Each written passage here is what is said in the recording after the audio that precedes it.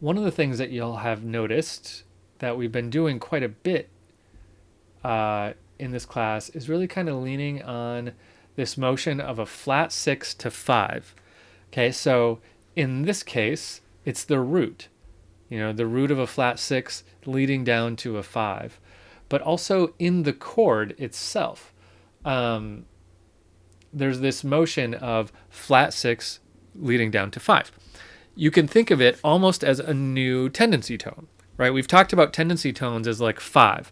The scale degree 5 tends to want to go to scale degree 1, right? That's a tendency tone.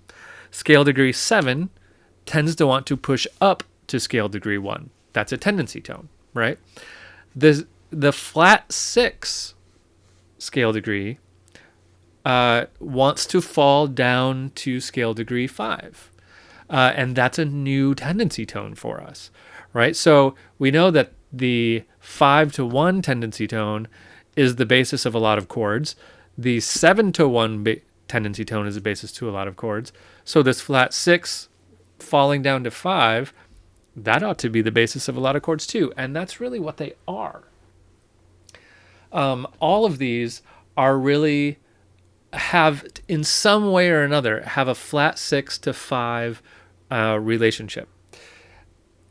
Scale degree wise, we wouldn't call them 6 chords necessarily, but they have a flat 6 that falls down to 5, and therefore these all can be considered predominant chords. So these are essentially chords that come before the dominant, because that flat 6 to 5 obviously leads us to 5, the dominant. So predominant, the thing that happens before the dominant, right? So these are great chords to lead us to a dominant.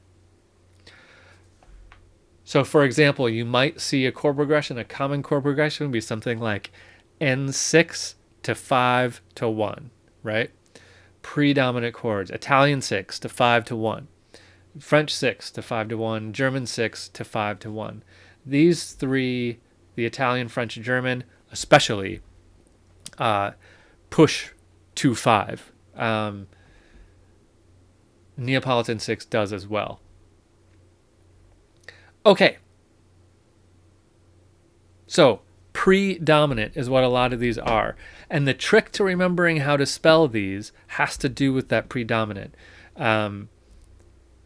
I'll show you how the way I learned to remember how to spell these is by writing the resolution first. We'll talk more about that in just a second. But let's dive into the Neapolitan chord.